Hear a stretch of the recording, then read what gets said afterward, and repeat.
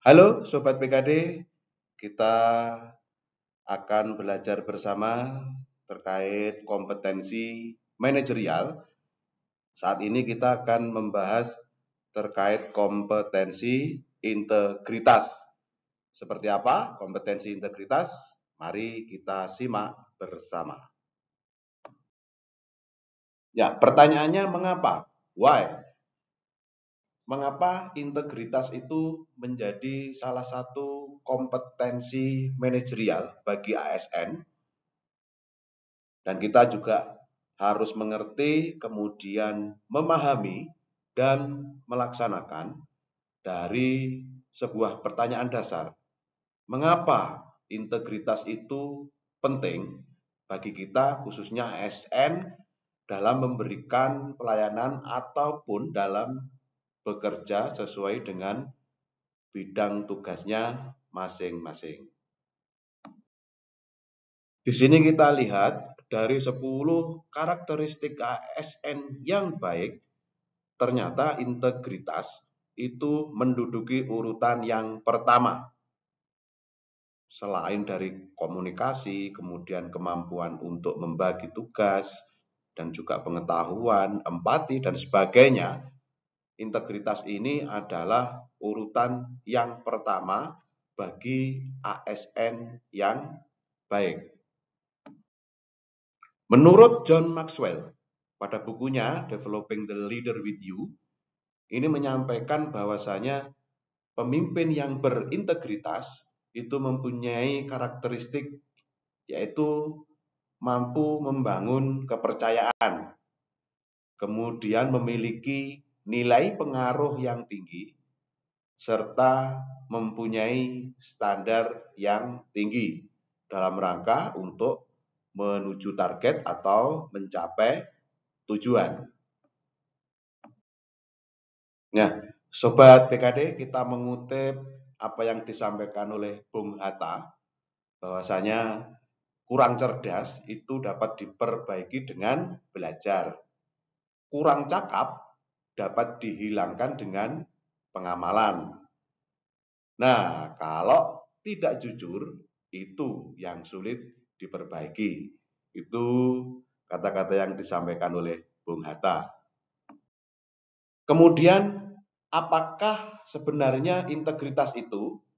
Nah, ini mungkin muncul pertanyaan di benak kita semua, di benak Sobat BKD. Integritas ini digambarkan merupakan irisan. Jadi irisan dari perkataan atau words, kemudian action, tingkah laku, dan juga kepercayaan. Jadi apa yang ada di dalam hati, kemudian apa yang terucap, dan apa yang dilakukan, itu teriris ke dalam suatu hal yang dinamakan integritas. Kalau menurut kamus dari Oxford, pengertian integritas ini dapat didefinisikan sebagai kualitas untuk bertindak jujur dan memiliki prinsip moral yang kuat. Jadi sekali lagi kualitas untuk bertindak jujur dan memiliki prinsip moral yang kuat. Sedangkan di dalam Permenpan 38 tahun 2017 tentang standar kompetensi jabatan, di situ salah satunya memuat tentang kompetensi manajerial, dan di dalam Permenpan juga disampaikan definisi dari integritas merupakan konsisten berperilaku selaras dengan nilai, norma, dan atau etika organisasi, dan jujur dalam hubungan dengan manajemen, rekan kerja, bawahan langsung, dan pemangku kepentingan, menciptakan budaya etika tinggi, bertanggung jawab atas tindakan atau keputusan beserta resiko yang menyertainya. Di sini juga disampaikan beberapa perilaku kunci dari integritas. Yang pertama, mampu bertindak sesuai nilai, norma, etika organisasi dalam kapasitas pribadi. Jadi seluruh ASN, kemudian mampu mengingatkan, mengajak rekan kerja untuk bertindak sesuai nilai, norma, dan etika organisasi, bahkan juga mampu memastikan, menanamkan keyakinan bersama agar anggota yang dipimpin itu bertindak sesuai nilai, norma, dan etika organisasi dalam lingkup formal. Nah, Sobat PKD, sebenarnya apa sih makna dari integritas itu? Jadi di sini integritas itu mempunyai makna sikap dan kepribadian yang utuh, berwibawa, jujur, dan tidak tergoyahkan. Kata kuncinya adalah di sini. Jadi kita integritas itu paling mudah adalah jujur. Itu integritas secara sederhana. Sobat PKD, di sini kita tampilkan bahwasanya kadar integritas itu mulai dari yang rendah sampai dengan yang tinggi itu mempunyai ciri tersendiri atau tantangan tersendiri. Jadi mulai dari integritas yang rendah, kita jujur mengikuti nurani kita. Tentunya nurani di dalam hati setiap manusia pasti nurani yang baik-baik. Kemudian di tingkat menengah kita harus konsisten untuk jujur mengikuti nurani. Nah, di sini pasti akan muncul banyak godaan. Entah dari kiri, kanan, atas, bawah, kita akan digoda untuk mempertaruhkan integritas kita. Demikian juga nanti pada kadar integritas yang tinggi, kita harus berani untuk tetap konsisten, kita harus berani untuk tetap jujur mengikuti nurani kita. Nah, di kadar integritas yang tinggi ini pasti ada risiko yang akan kita dapatkan. Silakan Sobat BKD meraba atau melihat bagaimana di tempat kerja masing-masing, bagaimana kadar integritas ini, bagaimana kemudian ada godaan, dan kemudian juga ada resiko. Kuncinya adalah kita tetap jujur mengikuti nurani. Integritas ini dapat berfungsi sebagai skill. Jadi integritas ini mempunyai fungsi sebagai keahlian karena merupakan sesuatu yang bisa dibangun dan dipelajari sepanjang waktu. Kemudian integritas ini juga sesuatu yang dapat dipelajari teknik-teknik khusus, kemudian mempraktekkannya berulang-ulang. Ini merupakan fungsi integritas sebagai skill. Kemudian yang tidak kalah penting, ketika integritas ini berfungsi sebagai guideline atau pedoman. Jadi integritas ini akan menjadi acuan dalam mengambil keputusan berdasarkan kebenaran dan kejujuran. Jadi penekanannya adalah berdasarkan kebenaran dan kejujuran. Ini fungsi integritas sebagai pedoman. Integritas juga berfungsi sebagai benih, Sobat PKD. Jadi integritas itu ditanam sejak kecil, disirami, dan akan berbunga di saat dewasa. Semakin rajin dirawat, akan lebih cepat tumbuh dan berbunga. Dan ingat, jika tanaman kita mati, harus segera menanam yang baru dan disirami tiap hari. Namun, tanaman tersebut tidak bisa langsung berbunga. Jadi perlu waktu untuk kembali seperti semula. Inilah integritas yang berfungsi sebagai benih. Maka kita harus tanam sejak kecil, kita biasakan sejak pertama kali kita mengenal terkait integritas, kemudian kita harus merawatnya, kita harus berulang kali konsisten terhadap integritas, sehingga pasti akan berbunga. Jadi inilah integritas kalau berfungsi sebagai benih. Integritas, Sobat PKD, juga mampu berfungsi sebagai bangunan yang kokoh. Jadi integritas ini harus dibangun dan dilestarikan sepanjang hidup. Integritas harus dipelihara terus-menerus. Jika tidak, maka bangunan yang sudah dibuat selama hidup dapat runtuh dalam waktu singkat. Jadi silahkan dicerna, kemudian Bapak Ibu Sobat BKD silahkan kemudian meraba-raba, oh apakah benar ya integritas ini mampu berfungsi sebagai bangunan yang kokoh?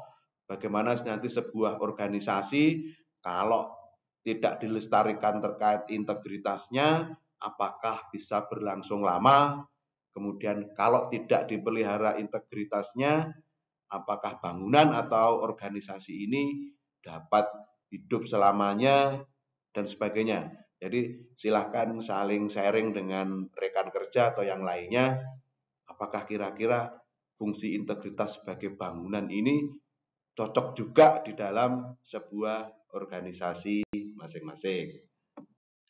Integritas yang tinggi pada hakikatnya terwujud pada sikap setia dan tangguh berpegang pada nilai-nilai atau norma-norma yang berlaku dalam melaksanakan tugas. Jadi integritas ini berpegang pada nilai-nilai atau norma-norma yang berlaku dalam melaksanakan tugas. Integritas tinggi ini akan mendorong terbentuknya pribadi yang berani menolak godaan dan segala bentuk intervensi dengan mengedepankan tuntutan hati nurani dalam menegakkan kebenaran dan selalu berusaha melakukan tugas dengan cara-cara terbaik untuk mencapai tujuan terbaik. Jadi Sobat BKD, berani menolak godaan dan segala bentuk intervensi dengan mengedepankan tuntutan hati nurani. Nah, ini gambarnya ini. Gambarnya ada ini. Nah, godaan saya yakin di dalam pelaksanaan pekerjaan ada saja godaannya bagi seluruh ASN yang ada di Trenggalek atau dimanapun berada. Maka dari itu, integritas ini memegang peranan penting karena diharapkan dengan kita memiliki integritas, maka kita akan berani menolak godaan dan segala bentuk intervensi yang tidak sesuai dengan hati nurani dan juga nilai-nilai atau norma yang berlaku dalam pelaksanaan tugas. Nah, kemudian ini menarik Sobat BKD, bagaimana kita mengembangkan integritas diri sendiri dan juga orang lain. Kita mengutip dari bukunya Integrity in the Workplace, punyanya Johnson ini, Pak Johnson ini, bahwasanya cara untuk mengembangkan integritas kita dan orang lain adalah kita memahami dan internalisasi hakikat integritas. Apa to sakjane? Apa sih integritas itu? Seperti yang sudah kita sampaikan di atas, kita harus memahami dan internalisasi. Jadi kita membiasakan di dalam diri kita maupun di dalam organisasi kita. Kemudian tunjukkan integritas setiap saat melebihi apa yang Anda harapkan dari orang lain. Nah, angel. Sebenarnya tidak angel, tapi bagaimana kita membiasakan diri. Kita harus menunjukkan integritas setiap saat melebihi apa yang kita harapkan dari orang lain. Kemudian bertanggung jawab terhadap apa yang telah Anda lakukan. Jadi bertanggung jawab terhadap apa yang salah yang telah Anda lakukan. Misalnya Anda melakukan kesalahan, maka Anda harus bertanggung jawab. Tidak kalah penting adalah menghargai pendapat dan keputusan orang lain. Jadi ini juga merupakan salah satu cara dalam rangka mengembangkan integritas kita dan orang lain. Nah, Sobat BKD, kemudian menurut McFarlane, apa saja yang dapat dilakukan organisasi untuk menjunjung tinggi integritas? Nah, di sini disampaikan oleh McFarlane, organisasi harus menyampaikan pentingnya dan urgensi integritas di tempat kerja. Jadi, di dalam organisasi integritas ini perannya seperti ini loh, pentingnya ini loh, supaya kinerja organisasi atau tujuan organisasi dapat tercapai, maka kemudian wujudkan keterkaitan antara kebijakan, proses, dan prosedur integritas. Jadi bahwasanya kebijakan yang diambil, kemudian prosesnya, prosedurnya, ini sebenarnya terkait dengan integritas dari setiap ASN. Kemudian menunjukkan keteladanan. Jadi Sobat BKD, baik pelaksana maupun baik struktural dan sebagainya, harus mampu menunjukkan keteladanan terkait integritas.